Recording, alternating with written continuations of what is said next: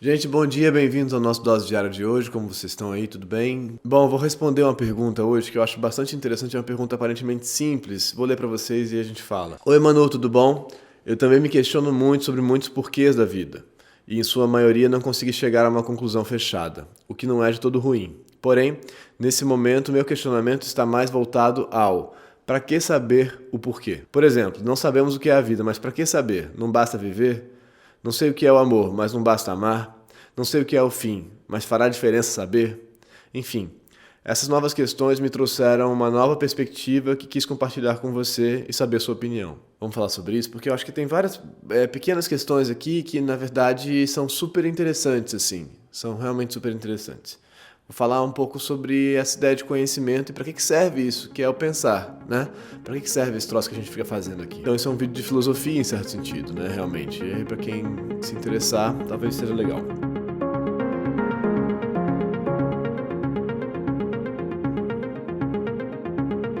Bom, primeiro, eu pensando sobre a noção de conhecimento, o que é conhecer? Por isso que eu tenho tanta pinimba aqui, já falei isso algumas vezes, com a ideia de autoconhecimento, que a gente está fazendo aqui um processo de autoconhecimento, e por isso que eu digo que a gente não devia usar essa palavra, a gente deveria falar exploração de si, pesquisa de si, elaboração de si, inauguração de sentido sobre si. Bom, porque a ideia de conhecer supõe que uma hora a gente vai ter conhecido. Então isso é conhecido, é um conhecido meu, esse lugar é conhecido para mim, esse afeto é conhecido, eu sei o que é. A gente não sabe o que é, a gente propõe interpretações sobre, leituras sobre. Então, quando a gente fala, bom, não sei o que é o amor, mas não basta amar, você nunca vai saber o que é o amor. Você pode fazer interpretações sobre o que é o amor, e leituras sobre o que é o amor, e conceituações sobre o que é o amor. Quando a filosofia cai nessa ideia de que ela está realmente fazendo uma ciência dos conceitos, que ela está dizendo o que as coisas são, o que os conceitos são, o que as ideias são, ela, na minha opinião, se perdeu da sua proposta, que é a proposta que está lá no Sócrates, lá atrás, que inclusive tem um texto muito legal sobre o que é, nesse caso, bom, se eu não sei sobre a morte, por exemplo, né? Se eu tenho três opções, uma tem uma coisa, outra não tem uma coisa, outra se não tem, se eu não sei, então o que adianta o que adianta se sofrer com isso e tal? Mas isso não quer dizer que ele para de pensar sobre isso, sobre o que é a morte, mesmo que é uma coisa que você não vá de fato conhecer nesse sentido, né? Quer dizer, você pode conhecer se você supuser que existe algo e tiver algo e tal, mas não tem como partilhar esse conhecimento. Então, qual que é o sentido dessa discussão, né? Qual é o sentido de discutir uma coisa, pensar sobre? O sentido é pensar, né? O sentido é realmente pensar, exatamente pensar, é fazer uma interpretação de alguma coisa. Mas com muita atenção, eu acho, para não cair na esparrela de dizer que você então descobriu o que é. Então, inclusive, pensando na filosofia, mas inclusive na clínica, na psicanálise, na terapêutica e tal, quem acha que está descobrindo a origem de um fenômeno, ou explicando um fenômeno realmente, acho que está implodindo o seu processo de trabalho nesse sentido. Né? Ah, entendi o que é agora. Não, você construiu uma interpretação sobre. Eu acho que, por exemplo, os psicanalistas que entendem que estão descobrindo um fenômeno, descobrindo o que é aquela coisa, estão em problemas, em maus lençóis nesse sentido, porque eles estão produzindo interpretações sobre aquele lugar, leituras sobre aquele lugar, sobre aquela situação. Inclusive tem um livro, para quem gosta de filosofia de verdade, não sei se vocês conhecem, mas um cara que chama Gadamer, ou Gadamer, enfim, que é o Verdade e Método, que é um livro super legal sobre a hermenêutica, esse processo de interpretar uma coisa, o que você vê, como essa coisa te vê, que você olha para ela, o ciclo da hermenêutica nesse sentido. E aí depois tem o Didi Uberman, que também é um negócio maravilhoso, que é o que vemos, o que nos olha, mas isso é uma outra situação já. Mas sobre como olhar um fenômeno, qual é esse processo de perceber uma coisa, o que a gente coloca ali, qual que é o nosso processo que entra ali, o que é o processo de interpretação mesmo. Mas então isso é muito interessante de pensar que a interpretação nunca é pura, ela nunca é verdadeira, ela nunca se fecha. Mas isso não quer dizer que a gente não possa interpretar. Por exemplo, aí pensando o que eu acho sobre isso realmente. Várias pessoas me escrevem falando, será que eu penso demais? Todo mundo me fala que eu penso demais. Caramba, eu penso demais. Não existe pensar demais, né? Não existe pensar demais. Acho que a gente faz uma distinção entre pensamento e sentimento que é estranha. Você pensa, o que você pensa e você sente, você pensa e você sente. O problema não é pensar demais, o problema é quando você tem a impressão de que se você não souber o que é que você sente, você não pode sentir. Esse é o problema. Tem gente que cai numa angústia, um certo aprisionamento, com uma vontade de saber tudo o que sente. Eu tenho que saber, entender tudo que eu sinto, senão eu não posso sentir. Aí é um problema, né? Aí é um problema. Mas é uma outra situação, que é uma espécie de aprisionamento do ter que saber de si. aí eu acho que dá errado, na minha opinião. Mas isso é muito diferente do poder pensar sobre si. Poder pensar sobre si. Por quê? Enquanto você pensa sobre o amor, por exemplo, enquanto você elabora questões sobre o amor, a sua forma de amar muda. Né?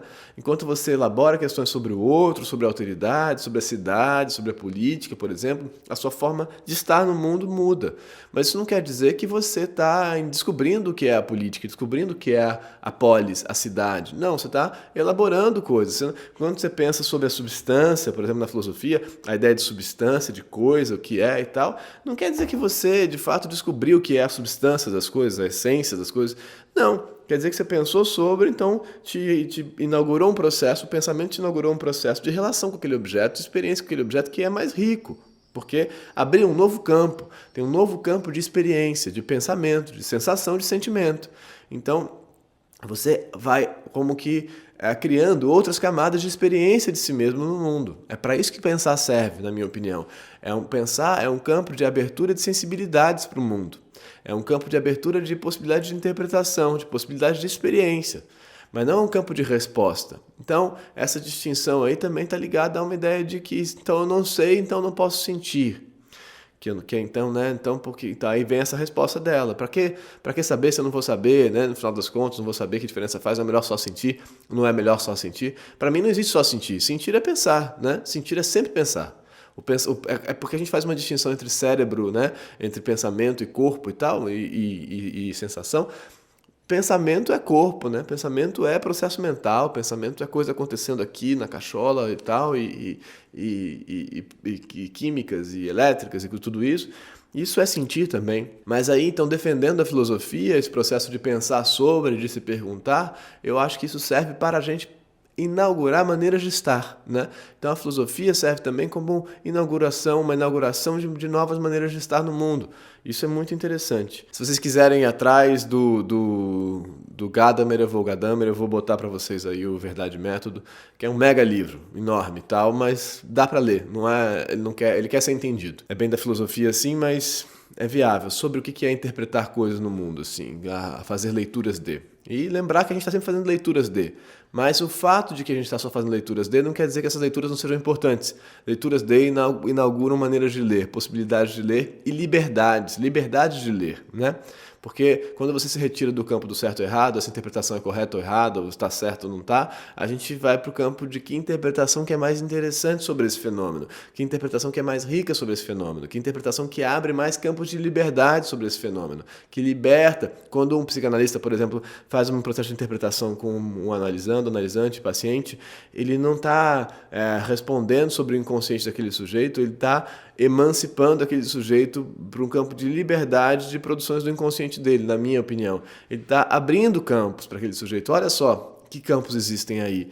Ele não está dizendo o que é. Entende essa distinção? Quando eu digo que é o amor, eu não estou dizendo o que é. Eu estou dizendo, olha o que pode ser, né? Então, essa é uma coisa para estar atento. O que vocês acham aí por aí sobre isso tudo que eu falei? Talvez. Gente, muito obrigado, se inscrevam aí no canal, comentem esse vídeo, leiam os comentários, levem adiante esse diálogo, curtam o vídeo, tem que curtir o vídeo, senão não funciona esse troço. E me escrevam também, por aqui ou pelo Instagram, direto se você quiser mandar perguntas que você não quiser ser lido pelos outros. E vai adiante nessa elaboração que não tem fim, né? Que não é em busca de uma resposta, é em busca de continuar elaborando e pensando outras coisas sobre o mundo. Que é muito legal isso, pô. Olha o que a gente pode fazer.